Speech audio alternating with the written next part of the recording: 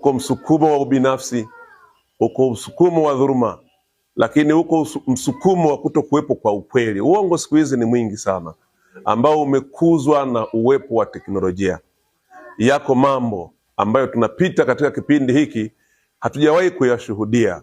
Watu wamekuwa binafsi sana, watu wamekuwa hawana upendo, watu wanasingiziana, watu wananeana mabaya, kiasi ambacho katika maisha na historia ya kibinadamu unazikumbuka zile nyakati ngumu za maisha ya binadamu na kuona ni mambo kama yale yanarudia tena wakati huu.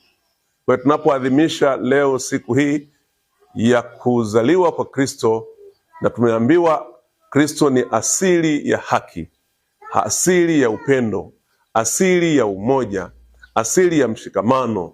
Kristo ni nuru, Kristo ni mwanga. Haya yote yanaashiria duniani, ulimwenguni, tunapaswa kuishi kwa upendo. Tunapaswa kuishi tukitambua kwamba kila mmoja anayo haki katika maisha ya hapa ulimwenguni. Kwa hiyo mimi rai yangu kwa Watanzania wenzangu wote, na nikizungumza kutoka hapa katika kuadhimisha sikukuu ya Krismasi, napenda niseme kwamba amani na upendo, haki na mshikamano vinaleta nuru, vinaleta mwanga, ili wanadamu tuishi kwa furaha na matumaini kwamba siku moja tutakwenda kutana na Baba. Na tujue kwamba duniani hapa kila kitu ni ubatili.